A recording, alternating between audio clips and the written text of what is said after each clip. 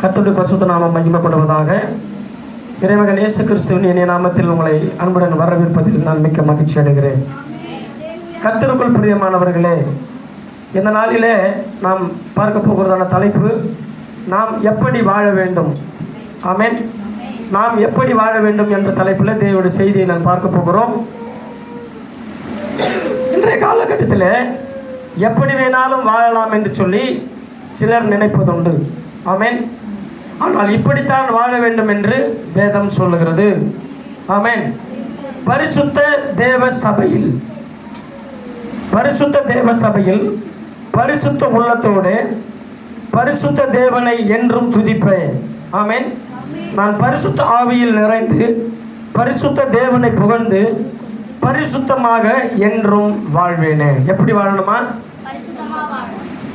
தேவனுடைய சபைக்கு வந்து உள்ளத்தின் ஆழத்திலிருந்து பரிசுத்த தேவனை துதித்து பரிசுத்த ஆவியால் நிறைந்து பரிசுத்த தேவனை இன்னும் அதிகமாய் மேலும் புகழ்ந்து நாம் பரிசுத்தமாய் வாழ வேண்டும். ஆமென். நாம் அப்படி பரிசுத்தமாய் வாழ்வதற்கு பரிசுத்த ஆவியானவர் நம்மை பரிசுத்த பாதையில் நடத்துவார். அல்லேலூயா. அப்படி பரிசுத்த ஆவியானவர் பரிசுத்த பாதையில் நடத்தும் பொழுது பரிசுத்தமாக நம்மை வாழ வைப்பார். அல்லேலூயா. ஏற்கனவே நான் பாவம் செய்த போதிலும் அவர் பரிசுத்த ரத்தம் சிந்தி நம்மை பாவத்திலிருந்து மீட்டெடுத்திருக்கிறார். கரங்களை தட்டி அல்லேலூயா. எதிலிருந்து மீட்டெடுத்திருக்கிறாரு? பாவத்திலிருந்து மீட்டெடுத்திருக்கிறாரு. அப்போ நம்ம என்ன பண்ணணும்? அந்த பாவத்தை ஓரம் கட்டிட்டு பரிசுத்த தேவனை ஏற்றுக்கொண்டவர்களாகிய நாம் பரிசுத்த தேவ சபையில் பரிசுத்த உள்ளத்தோடு பரிசுத்த தேவனை என்றும் துதிப்பேனே. நான் பரிசுத்த ஆவியில் நிறைந்து என் பரிசுத்த தேவனை புகழ்ந்து பரிசுத்தமாக என்றும் வாழ்வேனே. அல்லேலூயா. அப்போ நம்ம எப்படி வாழணும்னா மொத்தத்தில் பரிசுத்தமாக வாழணும். எத்தனை பேருக்கு புரியுது? அல்லேலூயா. பரிசுத்த தேவ சபையில் என்றால் என்ன? பரிசுத்த தேவ சபை எது? பரிசுத்த தேவ சபை 1 கொரிந்தியர் 3வது அதிகாரம் அதில் 16வது வசனத்தை வாசிங்க. நீங்கள் தேவனுடைய ஆலயமாய் இருக்கிறீர்கள் என்று தேவனுடைய ஆவி உங்களில் வாசமாய் இருக்கிறார் என்று அறியாதிருக்கிறீர்களோ? ஆமென். அப்ப பரிசுத்த தேவ சபை எது? நம்ம கவனிக்கிறீங்களா? எல்லாம் முடிஞ்சிச்சு, இனிமேல் பைபிளை தேடாதீங்க. வாசித்து முடிஞ்சாச்சு, திரும்ப தேடக்கூடாது. சொல்லும் போது கவனிங்க. யார் முதல்ல எடுக்கிறாங்களோ எடுத்து வாசிக்கும்போது மற்றவங்க கவனிங்க, வேணும்னா குறித்து வச்சுங்க. அல்லேலூயா. அப்போ பரிசுத்த தேவ சபை என்றால் பரிசுத்த ஜனங்கள் கூடுகிறதான ஒரு இடம். அல்லேலூயா. அப்போ நீங்களே தேவனுடைய ஆலயம் என்று அறியாது இருக்கிறீர்களா? ஆமென். அப்போ நீங்களே தேவனுடைய ஆலயம் என்று சொல்லப்பட்ட இந்த வேத சத்தியத்தின்படி பரிசுத்த ஜனங்கள் கூடுகிற இடம் பரிசுத்த தேவ சபை. நம் சரீரமாகிய தேவ சபையில் யாரு? நம் சரீரமாகிய தேவ சபையில் ஆமென் தேவன் உலாவிக் கொண்டிருக்கிறார். அப்போ நாம் கூடுகிற இடம் அல்ல, கூடுகிற ஜனங்கள் தான் பரிசுத்த தேவ சபை. அப்படி பரிசுத்த தேவ சபையில் பரிசுத்த ஜனங்கள் கூடி ஆராதிக்கிறதற்கு ஒரு இடம் தேவை. ஆமென். அப்போ அது பரிசுத்த ஸ்தலமாய் சொல்லப்படுகிறது. அல்லேலூயா. அப்போ நம்ம சரீரமே பரிசுத்த தேவன் வசிக்கும் சபை. இதை நாம் பரிசுத்தமாக வைத்திருக்கிறோமா? எதை?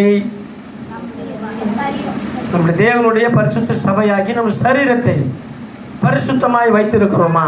இப்போ இந்த கட்டிட சபையை பார்த்தோம்னா நல்லா பெருக்கி, இப்போ டைல்ஸ்லாம் போட்டு ஏற்கனவே மண்ணாக இருந்தது, கச்சாமச்சான்னு இருக்குது. இப்போ டைல்ஸ்லாம் போடப்பட்டு அதுலேயும் பாயை எடுத்து போட்டு இன்னும் நல்ல சுத்தத்தை எதிர்பார்த்து நம்ம அமர்ந்த தேவனை ஆராதித்து கொண்டிருக்கிறோம். அல்லேலூயா. அப்படியாக இந்த கட்டிடத்தையே இந்த வீட்டையே இப்படி நாம் வைத்து கொண்டிருக்கிறோமானால் தேவன் தங்குகிறதான பரிசுத்த சபையாகிய நம் சரீரத்தை எப்படி வச்சிருக்கணுமா?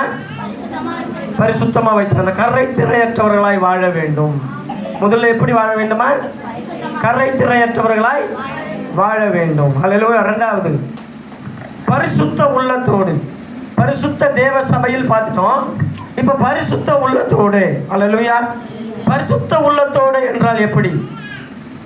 பரிசுத்த உள்ளத்தோடு என்றால் எப்படின்னா, உன் தேவனாகிய கர்த்தரிடத்தில் முழு இருதயத்தோடும் முழு ஆத்மாவோடும் முழு பலத்தோடும் அன்பு கூறுவாயாக. இந்த சத்தியத்தின்படி ஆமென் நல்ல ஒரு அர்ப்பணிப்போடு கூட நம் தேவனை ஆராதிக்க வந்திருக்கிறோமா? எத்தனை பேர் அப்படி அர்ப்பணிப்போடு கூட ஆராதிச்சிங்க? ஹல்லேலூயா, ஆமென். அப்போ நம்முடைய ஆவி, ஆத்மா, சரீரம், சிந்தை, செயல், எண்ணம், நினைவுகள் எல்லாவற்றையும் சர்வாங்க தகன பலியா ஒப்பு கொடுத்து ஒரே ஆவியை உடையவர்களாய் ஒரே சிந்தையை உடையவர்களாய் ஒன்றான பரிசுத்த மெய் தேவனாகிய கர்த்தரிடத்தில் முழு இருதயத்தோடும், அறகுறை இல்லை, நம்முடைய எண்ணம் முழுவதும், நம்முடைய கவனம் முழுவதும், நம் இருதயத்தின் சிந்தனைகள் முழுவதும் கர்த்தருடைய வார்த்தையில், அவருடைய ஆராதனையில், அவருடைய புகழுவதில், அவரை பாடுவதில், அவரை துதிப்பதில் இருக்கணும். அல்லேலூயா. அப்போ உன் தேவனாகிய கர்த்தரிடத்தில் முழு இருதயத்தோடும் முழு ஆத்மாவோடும் முழு பலத்தோடும் அன்பு கூறுவாயாக. இந்த வசனத்தின்படி நாம் முழு அர்ப்பணிப்போடு கூட வந்திருக்கிறோமா அல்லது கடமைக்கென்று வந்திருக்கிறோமா? இன்னைக்கு கூட நிறைய பேர் சபையில் ஆள காணும். அல்லேலூயா. அப்போ அர்ப்பணிப்போடு கூட வாழ வேண்டும் என்று வேதம் சொல்லுகிறது. அல்லேலூயா. அர்ப்பணிப்பு இல்லாதவர்கள் வரமாட்டாங்க. அர்ப்பணிப்பு இல்லாதவர்கள் வந்தாலும் வாயை திறக்க மாட்டாங்க. அர்ப்பணிப்பு இல்லாதவர்கள் சும்மா கடமைக்கென்று தான் வருவாங்க. ஆமென். அப்படியே கொஞ்சம் கொஞ்சமாக சாத்தானுடைய அண்டரில் போயிடுவாங்க. சரி, போகிறவங்க போட்டோம். அல்லேலூயா. அப்போ மூன்றாவதாக, அது ரெண்டாவது நம்ம எப்படி பார்த்தோம்? அர்ப்பணிப்போடு கூட வாழ வேண்டும். முதல்ல எப்படி? கரைத்திரையற்றவர்களாய் வாழ வேண்டும். ரெண்டாவது, அர்ப்பணிப்போடு கூட வாழ வேண்டும். பரிசுத்த தேவ சபையில் கரைத்திரையற்றவர்களாய் வாழ வேண்டும். அப்பா, சபையில் மாத்திரம் கரைத்திரையற்றவர்களாக இருந்தால் போதும், வெளியில் எப்படின்னாலும் போகலாம், அப்படிலாம் கிடையாது. எப்பவுமே கரைத்திரையற்றவர்களாய் வாழ வேண்டும். பரிசுத்த உள்ளத்தோடு கூட அர்ப்பணிப்போடு கூட வாழ வேண்டும். அல்லேலூயா. மூன்றாவது, பரிசுத்த தேவனை என்றும் துதிப்பேனே. அல்லேலூயா. பரிசுத்த தேவனை எங்க துதிக்கணும்? அனுதினமும் துதிக்கணும். பரிசுத்த தேவனை பரிசுத்த தேவ சபையில் வந்து பரிசுத்த ஜனங்களோடு கூட ஒப்புரவாகி ஒரே குரலாக ஒரே எண்ணத்தோடு கூட ஒரே சிந்தையோடு கூட துதிக்கணும். எங்க துதிக்கணும்? பரிசுத்த தேவ சபையில் துதிக்கணும். நீ பரிசுத்த தேவ சபைக்கே வரலன்னா வீட்டில் எங்கேருந்து கர்த்தரை துதிக்க போற? டிவி முன்னாடி உட்காந்துக்கின்னு நாடகம் பார்த்துக்கின்னு, படம் பார்த்துக்கின்னு, இல்லை வேறு எதனா ஒன்று பார்த்துக்கின்னு உட்காந்து இருக்க வேண்டியதுதான். அல்லேலூயா. அப்போ பரிசுத்த தேவனை என்றும் துதிப்பேனேனா, நீ சபைக்கே ஒழுங்காக வரலன்னா, எந்த ஜப கூடிக்கைக்கும் ஒழுங்காக வரலன்னா, அப்புறம் நீ எங்கேருந்து கர்த்தரை துதிக்க போகிறோம்? அது நானாக இருந்தாலும் சரி, மற்றவங்க யாராக இருந்தாலும் சரி. அல்லேலூயா. கர்த்தரை துதிக்கணும். ஆமென். அப்போ பரிசுத்த தேவனை என்றும் துதிப்பேனே. எப்படி துதிப்பாய்? யாத்திராகமம் 15வது அதிகாரம் 2வது வசனத்தை எடுத்து வாசிக்கலாமா? யாத்திராகமம் 15 அதுல 2. கர்த்தர் என் பலனும் என் கீதமுமானவர், அவர் எனக்கு ரட்சிப்புமானவர், அவரே என் தேவன், அவருக்கு வாசஸ்தலத்தை ஆயத்த பண்ணுவேன், அவரே என் தகப்பனுடைய தேவன், அவரை உயர்த்துவேன். அல்லேலூயா. நல்ல கரங்களை தட்டி கர்த்தருடைய நாமத்தை மகிமைப்படுத்தலாமா? ஆமென். அப்போ கர்த்தர் என் பலமும் என் கீதமுமானவர் என்று சொல்லி கர்த்தரை பாடி என்ன பண்ணணுமா? இயேசுவை உயர்த்தி வாழணும். அல்லேலூயா. ஆமென். அப்போ பரிசுத்த தேவனை என்றும் துதிப்பேனா, இயேசு என்கிற நாமத்தை, இயேசு என்கிற தெய்வத்தை உயர்த்தி வாழ வேண்டும். ஏன்னா என்னோட வாழ்க்கையில் அவர் அற்புதம் செய்தார், அவர் என் வாழ்க்கையில் அதிசயங்கள் செய்தார், அவர் என் வாழ்க்கையில் பல நன்மைகளை செய்தார். இன்றைக்கு நான் ஜீவனோடு கூட இருப்பது அவருடைய கிருபை. அதனால நான் அவரை உயர்த்தி உயர்த்தி பேசி வாழ்வேன். எத்தனை பேர் அப்படி ஒப்பு கொடுக்க முடியும்? அல்லேலூயா. நான்காவது ஒரு காரியம், பரிசுத்த ஆவியில் நிறைந்து. ஆமென். பரிசுத்த ஆவியில் நிறைவது என்றால் எப்படி? அல்லேலூயா. நம்முடைய மனம், உணர்வு, சித்தம் எல்லாவற்றையும் ஒருநிலைப்படுத்தி ஏக சிந்தை உள்ளவர்களாய் கர்த்தரை துதிக்கிறதுக்கு தான் சபை கூடுகை. எதுக்கு? கர்த்தரை துதிக்கிறதுக்கு தான் சபை கூடுகை. அப்போ இந்த சபை கூடுகள் என்ன பண்ணணும்? நம்முடைய மனம், உணர்வு, சித்தம் எல்லாவற்றையும் ஒருநிலைப்படுத்தி, அப்படின்னா ஏக சிந்தை உள்ளவர்களாய் எல்லா மக்களும் சபை கூடுதலை விட்டு விடாதபடிக்கு கரெக்டாக பர்ஃபெக்டாக வரணும். ஆனால் நேற்று வந்தவங்க இன்னைக்கான, இன்னைக்கு வந்தவங்க நாளைக்கானன்ற மாதிரி ஆகிப்போச்சு. கரெக்டா? அப்படி தான் போயிட்டு இருக்குது. எங்கே போய் முடியும் போது தெரியல. சரி, கர்த்தர் சகலத்தையும் பார்த்து கொள்வாராக. அல்லேலூயா. அப்போ பரிசுத்த ஆவியில் நிறைந்து, ஆமென், நம்முடைய மனமுணர்வு சித்தம் எல்லாவற்றையும் ஒருநிலைப்படுத்தி ஏக சிந்தை உள்ளவர்களாய் எப்படி கர்த்தரை உயர்த்தி ஆராதிக்கணும், எப்படி கர்த்தரோட நாமத்தை மகிமைப்படுத்தணும். 11வது வசனத்தை வாசிமா. யாத்திராகம் 15ல் 11வது வசனத்தை வாசிங்க. கர்த்தாவே, தேவர்களில் உமக்கு ஒப்பானவர் யார்? பரிசுத்தத்தில் மகத்துவம் உள்ளவரும் துதிகளில பயப்படத்தக்கவருமான அற்புதங்களை செய்கிறவருமாகிய உமக்கு ஒப்பானவர் யார்? அல்லேலூயா, அல்லேலூயா. இப்போ நம்ம எத்தனை பார்த்துருக்கிறோம்? 4 காரியங்களை பார்த்துருக்கிறோம். பரிசுத்த தேவ சபையில், ஆமென், பரிசுத்த தேவ சேவை என்றால் நம்முடைய சரீரம் தான் தேவனுடைய ஆலயம். அப்போ இந்த பரிசுத்த தேவ ஆலயத்தில் பரிசுத்த உள்ளத்தோடு அப்படின்னு சொன்னால் உன் தேவனாகிய கர்த்தரிடத்தில் முழு இருதயத்தோடும் முழு ஆத்மாவோடும் முழு பலத்தோடும் அன்பு கூறுவாயாக. இந்த வார்த்தையின்படி அல்லேலூயா. முழு உள்ளத்தோடு ஆராதிப்பேன், முழு பலத்தோடு அன்பு கூறுவேன். ஆராதனை ஆராதனை ஆராதனை ஆராதனை, அல்லேலூயா, ஆராதனை ஆராதனை ஆராதனை ஆராதனை, அன்பு கூறுவேன், இன்னும் அதிகமாய் ஆராதிப்பேன், இன்னும் ஆழமாய் உம்மை முழு உள்ளத்தோடு ஆராதிப்பேன், முழு பலத்தோடு அன்பு கூறுவேன். ஆராதனை ஆராதனை ஆராதனை ஆராதனை. அல்லேலூயா. இப்படி நல்ல அர்ப்பணிப்போடு கூட தேவனை ஆராதித்து பழகி, ஆமென், அர்ப்பணிப்போடு கூட வாழ வேண்டும். பரிசுத்த தேவனை என்றும் துதிப்பேனே அப்படின்னா கர்த்தர் என் பலனும் என் கீதமுமானவர், அவர் என் ரட்சிப்புமானவர் என்று சொல்லப்பட்டிருக்கிற அந்த வார்த்தையின்படி இயேசுவை உயர்த்தி வாழ வேண்டும். ஆமென். அவருடைய நாமத்தை உயர்த்தி வாழ வேண்டும். அல்லேலூயா. அப்போ இயேசுவின் நாமம், இயேசுவின் நாமம் இனிதான நாமம், இணையில்ல நாமம், இன்ப நாமம், எங்கள் இயேசுவின் நாமம் இனிதான நாமம், இணையில்ல நாமம், இன்ப நாமம். பாவத்தை போக்கும், பயமதை நீக்கும், சந்தோஷம் பக்தரை கலிக்கும்.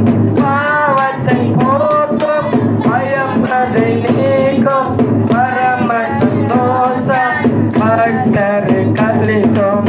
இயேசுவின் நாமம் இனிதான நாமம், இணையில்ல நாமம், இன்ப நாமம் என்று சொல்லி இயேசுவின் நாமத்தை மகிமைப்படுத்தி பேசுவதும் மகிமைப்படுத்தி பாடுவதும் தான் இயேசுவை உயர்த்தி வாழ வேண்டும் என்கிற அர்த்தம்.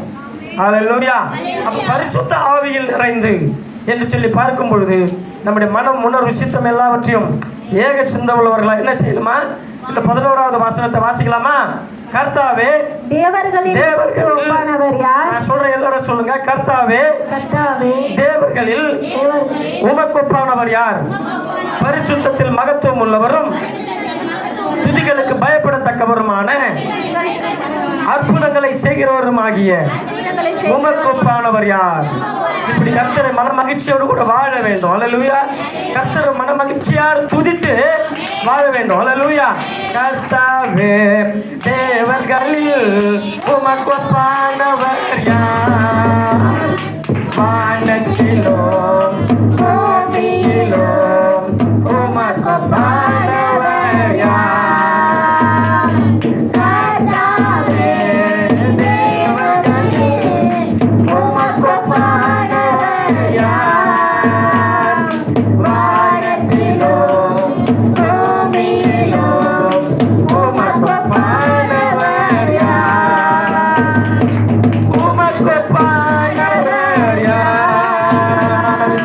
உமக்கு ஒப்பானவர் யார்? வானத்திலும் பூமியிலும் உமக்கு ஒப்பானவர் யார்? வானத்திலும் பூமியிலும் உமக்கு ஒப்பானவர் யார்? அல்லேலூயா. இப்படி கர்த்தரை பாடி துதித்து அவருடைய நாமத்தை நாம் மகிமைப்படுத்த வேண்டும். அல்லேலூயா. அப்ப அற்புதங்களை செய்கிறவருமாகிய கர்த்தர் உமக்கு ஒப்பானவர் யார் என்று சொல்லி கர்த்தருக்குள் மனமகிழ்ச்சியாய் வாழ வேண்டும். அல்லேலூயா. அப்படிப்பட்ட தெய்வத்தை தான் நாம் ஆராதித்துக் கொண்டிருக்கிறோம். முதல்ல என்ன சொன்னேன்? கரைத்திரையற்றவர்களாய் வாழ வேண்டும். இரண்டாவது அர்ப்பணிப்போடு கூட வாழ வேண்டும். மூன்றாவது இயேசுவை உயர்த்தி வாழ வேண்டும். நாலாவது கர்த்தருக்குள்ள மனமகிழ்ச்சியாய் வாழ வேண்டும். அல்லேலூயா. ஐந்தாவது பரிசுத்த தேவனை புகழ்ந்து, இப்போ ஏற்கனவே கர்த்தாவே தேவர்கள் உமக்கு ஒப்பானவர் யார் என்று புகழ்ந்து தான் பாடினோம். அல்லேலூயா. ஐந்தாவதாக பரிசுத்த தேவனை புகழ்ந்து. ஆமென். எப்படி புகழணும்? வெளிப்படுத்தல் 4வது அதிகாரம் 8வது வசனத்துல இருந்தவரும் இருக்கிறவரும் இனி வருகிறவரும் ஆகிய சர்வ வல்லமையுள்ள தேவனாகிய கர்த்தர் பரிசுத்தர் பரிசுத்தர் பரிசுத்தர் என்று ஓய்வில்லாமல் துதிக்கணும். எல்லாரும் சொல்லுவோமா? இருந்தவரும் இருக்கிறவரும் இனி வருகிறவரும் ஆகிய சர்வ வல்லமையுள்ள தேவனாகிய கர்த்தர் பரிசுத்தர் பரிசுத்தர் பரிசுத்தர் இப்படி ஓய்வில்லாமல் துதிக்கணும். அல்லேலூயா. பரலோகமே உம்மை துதிப்பதா கர்த்தாவே அங்கே வாழ்கிறேன். மாலயத்தில் உம்மை துதிக்கிறோம். கர்த்தாவே எழுந்தருளும். பரிசுத்தர் பரிசுத்தர் பரிசுத்தர் பரிசுத்தர் ஆமென். பரிசுத்தர் பரிசுத்தர் பரிசுத்தர் பரிசுத்தர் ஆமென். பரலோகமே உம்மை துதிப்பதால் கர்த்தாவே அங்கே வாழ்கிறேன். மாலயத்தில் உம்மை துதிக்கிறோம். கர்த்தாவே எழுந்தருளும். பரிசுத்தர் பரிசுத்தர் பரிசுத்தர் பரிசுத்தர் ஆமென். பரிசுத்தர் பரிசுத்தர் பரிசுத்தர் பரிசுத்தர் ஆமென். அல்லேலூயா. அப்ப சேனைகளின் கர்த்தர் பரிசுத்தர். அந்த பரிசுத்த தெய்வத்தை பரிசுத்தமுள்ள பிள்ளைகளாய் இருக்கிற நாம் பரிசுத்த தேவ சபையில் பரிசுத்த உள்ளத்தோடு பரிசுத்த தேவனை என்றும் துதித்து பரிசுத்த ஆவியில் நிறைந்து என் பரிசுத்த தேவனை புகழ்ந்து. ஆமென். எப்படி புகழணும்? இப்ப பரலோகமே உம்மை துதிப்பதால் பரிசுத்தர் பரிசுத்தர் பரிசுத்தர் என்று பாடினோமே, அப்படி பாடி நம் இயேசுவை புகழ்ந்து வாழ வேண்டும். அல்லேலூயா. ஐந்தாவது எப்படி வாழ வேண்டும்? இயேசுவை புகழ்ந்து கொண்டே வாழ வேண்டும். ஆறாவதாக பரிசுத்தமாய் என்றும் வாழ்வேனே. எப்படி பரிசுத்தமாய் வாழணும்? 1 தீமோத்தேயுவின் புஸ்தகம் 4வது அதிகாரம் அதில் 12வது வசனத்தை எடுத்து வாசிக்கலாம். உன் இளமையை குறித்து ஒருவனும் உன்னை அசட்டை பண்ணாதபடிக்கு. வாசிங்க. 4:12.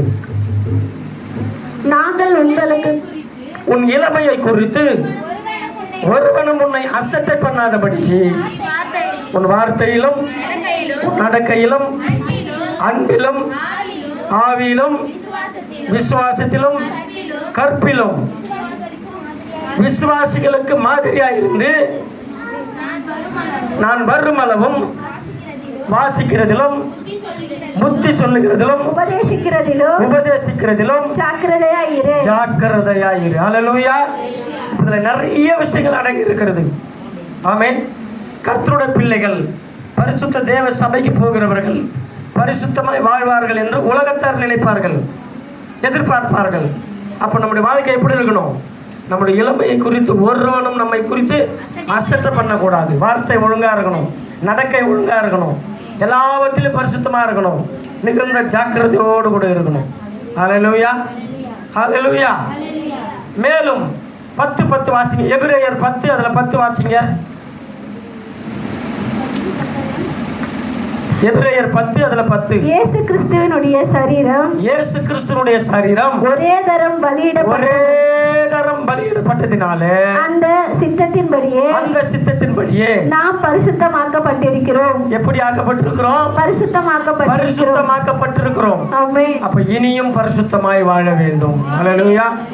இனியும் பரிசுத்தமாய் வாழணும்னா ரொம்ப ரொம்ப ரொம்ப ரொம்ப ஜாக்கிரதையோடு கூட வாழ வேண்டும். இப்ப முதல்ல எப்படி வாழ வேண்டும்? கரைத்திரையற்றவர்களாய் வாழ வேண்டும். இரண்டாவது எப்படி வாழ வேண்டும்? அர்ப்பணிப்போடு கூட வாழ வேண்டும். மூன்றாவது எப்படி வாழ வேண்டும்? இயேசுவை உயர்த்தி பாடி வாழ வேண்டும். ஆமென். அடுத்தது நாலாவது கர்த்தருக்குள்ள மன மகிழ்ச்சியா இருந்து அவரை துதிக்க வேண்டும். அப்புறம் இயேசுவை புகழ்ந்து வாழ வேண்டும். ஆறாவதாக ஜாக்கிரதையோடு கூட, ஆமென், பரிசுத்தமாக வாழணும். அதில் ஜாக்கிரதையாக வாழணும். ப்ளஸ் இவ்வளவு அற்புதங்களை அதிசயங்களை செய்து நம்மை அவருடைய சரீரத்தினாலே நம்மை பரிசுத்தமாக்கி இருக்கிறாரே, அப்படிப்பட்ட நல்ல தெய்வத்துக்கு நன்றி விசுவாசம் உள்ளவர்களாய் நன்றி சொல்லி வாழ வேண்டும்.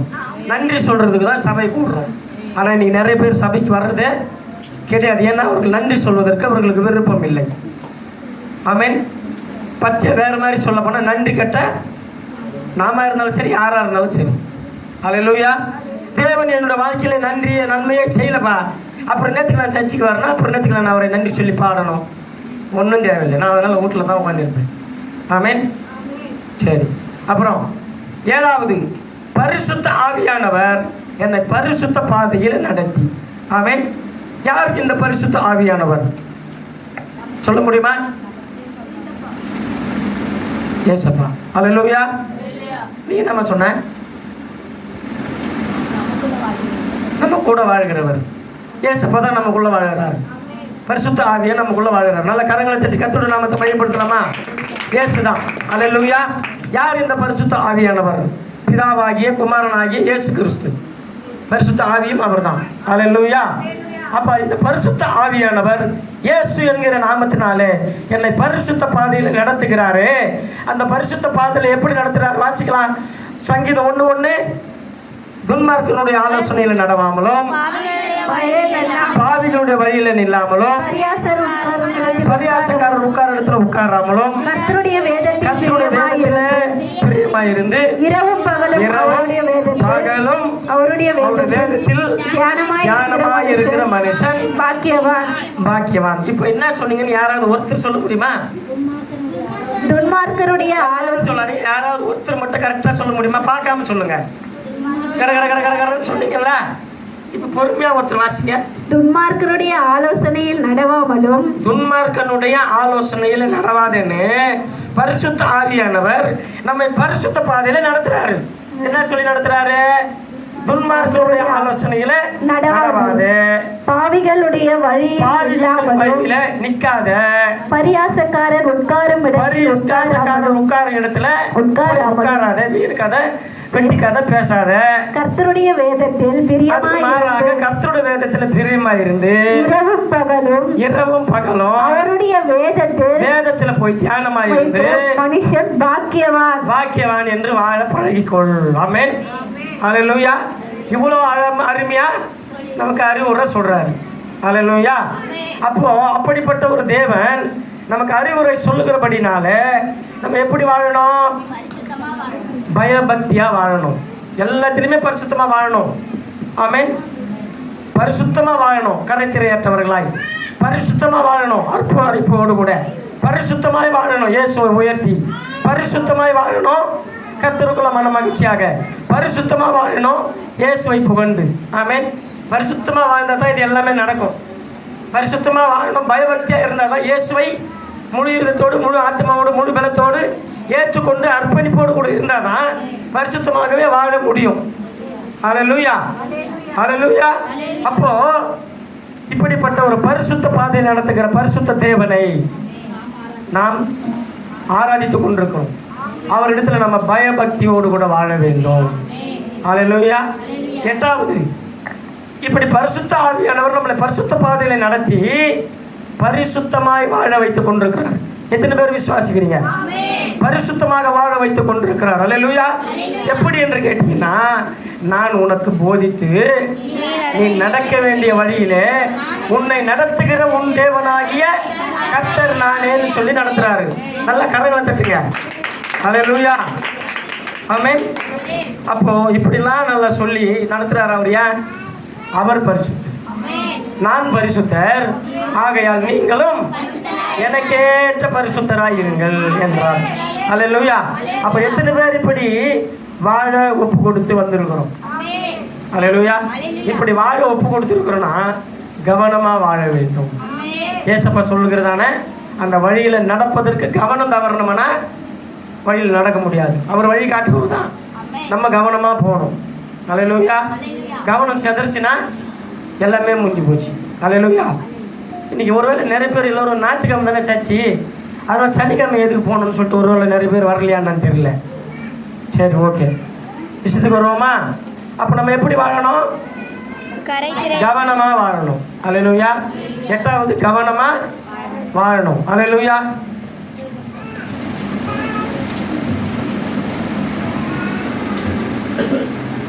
கவனமா வாழணும். ஏன்னா அவர் பரலோக ராஜா, பரிசுத்த ராஜா, பரிசுத்தமாக நம்மளை வாழ வைத்துக் கொண்டிருக்கிறவர். அல்லேலூயா. 9வது ஒரு காரியம், நான் பாவம் செய்த போதிலும், அதாவது இயேசுவை ஏற்றுக்கொள்வதற்கு முன்பதாக எக்கச்சக்கமான பாவங்களை செஞ்சிருக்கிறோம். அப்போ இப்போ யாரும் பாவம் செய்யலையா? இப்பவும் பாவம் செஞ்சுன்னு தான் இருக்கிறோம். ஆமென். என்ன பாவம் செய்கிறோம்? உலக பிரகாரமான பாவத்திலெல்லாம் விட்டுருங்க. ஆவிக்குரிய ரீதியில் நம்ம ஒரு பாவம் செஞ்சு கொண்டிருக்கிறோம் எல்லோருமே. சபை கூடுதல், அதாவது நானே அவர் என்று நீங்கள் அறியாவிட்டால் உங்கள் பாவங்களிலே சாவீர்கள். ஆமென். நானே அவர் என்று அறியாவிட்டாலே பாவங்களில் சாவீர்கள். அறிந்தும் அசட்டை பண்ணி கொண்டிருந்தால் வேற எங்கேயோ போகுது கான்செப்ட். அல்லேலூயா. அதாவது நானே அவர் என்று அறியாவிட்டால் அதுவே பாவம் சொல்றாரு. அறிந்தும் அறியாதவர்களைப் போல, தெரிந்தும் தெரியாதவர்களைப் போல அவரை புறக்கணித்து, அவரை அசட்டை பண்ணி, அவரை மறுதளித்து கொண்டிருக்கிறோம். எப்படி? சபை கூடுதலை விட்டுவிட்டு. ஆமென். உடல்நிலை சரியில்லை, தவிர்க்க முடியாத சூழ்நிலை, என்னால் நடக்கவே முடியல, பட்ட படிக்கா இருக்கிறேன், போய்கினே இருக்குது, அப்படி இருக்கிறவன் தான் பரவாயில்ல, வர முடியாது. ஆமென். எங்கேயுமே என்னால் போக முடியல, கடைக்கு கிடைக்க எங்கேயுமே போக முடியல, ரொம்ப சீரியஸ் கண்டிஷனில் படுத்துனுக்கிறேன்னா சர்ச்சுக்கு வர முடியாது, தூக்கின்னு தான் வரணும். அல்லேலூயா. இல்லைன்னா யாராவது நம்ம தெரிஞ்சவங்க தான் போய் வீட்டில் போய் ஜெபம் பண்ணணும். கற்றுத்தனமா? அல்லேலூயா. இப்படி அசட்டை பண்ணி கொண்டு, அவரை புறக்கணித்து கொண்டு, அவரை மறுதளித்து கொண்டு பாவத்தில் வாழ்ந்து கொண்டிருக்கிறோம் இப்போ. ஆனால் ஏற்கனவே இயேசுவை அறியாத முன்னாடி எக்கச்சக்கமான பாவங்களை செய்து கொண்டிருந்தோம். அப்படி நான் பாவம் செய்த போதிலும் அவர் பரிசுத்த ரத்தம் சிந்தி என்னை பாவத்திலிருந்து மீட்டெடுத்தார். ஆமென். அவர் எப்படி பரிசுத்த ரத்தம் சிந்தினார்? 1 பேதுரு 2வது அதிகாரம் 24வது வசனத்தை வாசிக்கலாமா? 1 பேதுரு 2வது அதிகாரம் 24வது வசனம். நான் பாவம் செய்த போதிலும் அவர் பரிசுத்த ரத்தம் சிந்தி. இதுக்கு அர்த்தத்தை பார்க்க போறோம். 1 பேதுரு, நாம் பாவங்களுக்கு செத்து நீதிக்கு பிழைத்திருக்கும்படிக்கு அவர் தாமே தமது சரீரத்திலே நம்முடைய பாவங்களை சிலுவையிலே சுமந்தார். அவருடைய தழும்புகளாலே நாம் குணமாக்கப்பட்டோம். இதுக்கு என்ன பண்ண? கொஞ்சம் கூட கம்முன்னு நன்றி விசுவாசம் இல்லாமல் கம்முன்னு உட்காந்து இருக்கக்கூடாது. நல்லா கரங்களை தட்டணும். ஆமென். நம்ம பாவத்துக்கு செத்து நீதிக்கு பிழைத்திருக்கிறோம். ஆமென். அல்லேலூயா. நமக்கு பதில் அவர் செத்து போயிச்சாரு. அல்லேலூயா. இல்லைன்னா நம்ம எப்போ செத்து போயிருப்போம். நம்ம ஒரு பாட்டு, என் தேவா என் ராஜா ஒரு கிருபை போதுமே. அவருடைய கிருபையினால தான் இன்னைக்கு நம்ம உயிரோடு இருக்கிறோம். அல்லேலூயா. அப்போ நமக்காக அவர் பலியானாரு. இப்படிப்பட்ட ஒரு நல்ல தெய்வத்துக்கு நம்ம என்ன செய்யணும் தெரியுமா? சுவிசேஷம் சொல்லி வாழ வேண்டும். நம்ம ஏசப்பா நம்முடைய வாழ்க்கையில் செய்த நன்மைகளை நன்றி சொல்லும் விதமாக சுவிசேஷம் சொல்லி வாழ வேண்டும். ஆமென். இப்போ பரிசுத்த தேவ சபையில் பரிசுத்த உள்ளத்தோடு பரிசுத்த தேவனை என்றும் துதிப்பேனே, பரிசுத்த தேவனை என்றும் துதித்து பரிசுத்த ஆவியில் நிறைந்து என் பரிசுத்த தேவனை புகழ்ந்து பரிசுத்தமாக என்றும் வாழ்வேனே. என் பரிசுத்த ஆவியானவர் என்னை பரிசுத்த பாதையில் நடத்தி பரிசுத்தமாக வாழ வைப்பாரே. நான் பாவம் செய்த போதிலும் அவர் பரிசுத்த ரத்தம் சிந்தி என்ன பண்ணாரு? பாவத்திலிருந்து மீட்டெடுத்தாரு. ஆமென். அப்ப எவ்வளவு பெரிய ஒரு நல்ல ஒரு தெய்வத்தை நாம் ஆராதித்துக் கொண்டிருக்கிறோம். அப்படி பாவத்திலிருந்து மீட்டெடுத்தாரு. 1 பேதுரு 1ஆம் அதிகாரம் அதுல 19வது வசனத்தை எடுத்து வாசிக்கலாமா? வெள்ளியினாலும் பொன்னினாலும் மீட்கப்படாமல் குற்றமில்லாத மாசற்ற ஆட்டுக்குட்டியாகிய கிறிஸ்துவின் விலையேற பெற்ற ரத்தத்தினாலே மீட்டெடுக்கப்பட்டோம். ஹல்லேலூயா, ஹல்லேலூயா. எத்தனை பேர் விசுவாசிக்கிறீங்க? ஆமென். இருக்கிற எல்லாருமே விசுவாசிக்கிறோமா? எப்படி நம்ம மீட்டெடுக்கப்பட்டிருக்கிறோம்? வெள்ளியினாலும் பொன்னினாலும் அல்ல. எல்லாரும் சேர்ந்து சொல்லுவோமா? மாசற்ற ஆட்டுக்குட்டியாகிய கிறிஸ்து, அதாவது குற்றமில்லாத மாசற்ற ஆட்டுக்குட்டியாகிய கிறிஸ்துவின் விலையேற பெற்ற ரத்தத்தினாலே, கிறிஸ்துவின் விலையேற பெற்ற ரத்தத்தினால் மீட்டெடுக்கப்பட்டோம். ஆமென். எல்லாரும் ஒரு தடவை மறுபடியும் சொல்லலாமா? நம்ம எல்லாரும் ஒரு தடவை மறுபடியும் சொல்லலாமா? வெள்ளியினாலும் பொன்னினாலும் மீட்கப்படாமல் குற்றமில்லாத மாசற்ற ஆட்டுக்குட்டியாகிய கிறிஸ்துவின் விலையேற பெற்ற ரத்தத்தினாலே மீட்டெடுக்கப்பட்டோம். நல்லா கரங்களை தட்டுவோமா? ஹல்லேலூயா. இதை விசுவாசிக்கிறவர்கள் நல்லா நன்றி சொல்லி வாயை திறந்து நல்ல கரங்களை தட்டி ஹல்லேலூயா என்று ஆர்ப்பரித்து நல்லா வாயை திறந்து நல்லா துதி பலி செலுத்தணும். சோத்திரம் சோத்திரம் சோத்திரம் சோத்திரம் தகப்பனே. நன்றி ஏசப்பா, நன்றி ஏசப்பா. ஹல்லேலூயா. அப்போ மொத்தத்தில் டோட்டலா பரிசுத்தமா வாழணும். ஹல்லேலூயா, ஹல்லேலூயா. தேவ சமூகத்தில் எல்லோரும் எழுந்து நிற்போமா? தேவ சமூகத்தில் எல்லோரும் எழுந்து நிற்போமா?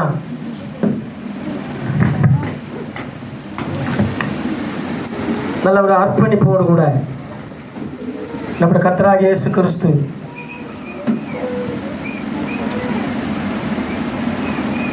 ரெண்டாயிரத்தி 18 பரிசுத்த ஆவியானவர் இயேசு என்கிற நாமத்தினால எனக்கு கொடுத்த ஒரு பாடல். நான் என்ன செய்தியை இந்த நாளில் எடுக்கிறதுன்னு தெரியலேன்னு சொல்லி ஏற்கனவே கொடுத்த பழைய செய்திகளெல்லாம் எடுத்து புரட்டி பார்த்துக்கிட்டு இருந்தேன். திடீரென்று ஒரு 3:30 மணி அளவில் டயர்டாக இருக்குது, படுத்து தூங்கலான்னு சொல்லி போய் படுத்த அந்த கொஞ்ச நேரத்தில் இந்த பாடல் அப்படியே எனக்குள்ளக்குள்ள தொனித்து கொண்டிருக்கிறது. அப்படியே தொனித்து கொண்டே இருக்கிற வேலையில் ஏன்னா திடீர்னு இந்த பாட்டை அப்பா ஒன்று நமக்கு கொடுக்குறாருன்னு சொல்லி எழுந்து புக்கு எடுத்து போய் உட்காந்து வச்சு பரிசுத்த தேவ சபையில் என்று எழுத ஆரம்பிச்சுதான். அப்படியே இது ஃபுல்லாக கடன்னு எங்கேயோ ஏற்கனவே எழுதி வச்சுட்டு காப்பி அடிக்கிற மாதிரி அந்தந்த வசனங்களை நேருக்கு நேராக கொடுத்து சூப்பராக கர்த்தர் நடத்தினார். ஹல்லேலூயா. அவர் என்னை முதல்ல எனக்கு சொல்லிக் கொடுத்து பிறகு அடியன் மூலமாய் உங்களுக்கு சொல்லிக் கொடுத்து கொண்டிருக்கிறார். ஹல்லேலூயா. இப்போ பரிசுத்த தேவ சபையில் எல்லாரும் சேர்ந்து சொல்லுவோமா? பரிசுத்த தேவ சபையில் பரிசுத்த உள்ளத்தோடு பரிசுத்த தேவனை என்றும் துதிப்பேனே. நான் பரிசுத்த ஆவியில் நிறைந்து என் பரிசுத்த தேவனை புகழ்ந்து பரிசுத்தமாக என்றும் வாழ்வேனே. என் பரிசுத்த ஆவியானவர் என்னை பரிசுத்த பாதையில் நடத்தி பரிசுத்தமாக வாழ வைப்பாரே. நான் பாவம் செய்த போதிலும் அவர் பரிசுத்த ரத்தம் சிந்தி என்னை பாவத்தில் இருந்து மீட்டெடுத்தாரே. நல்ல கரங்களை தட்டுவோமா? ஹல்லேலூயா, ஹல்லேலூயா. ஒரு நல்ல தெய்வத்தை நாம் ஆராதித்துக் கொண்டிருக்கிறோம். கர்த்தருடைய நாமம் மகிமைப்படுவதாக. ஹல்லேலூயா.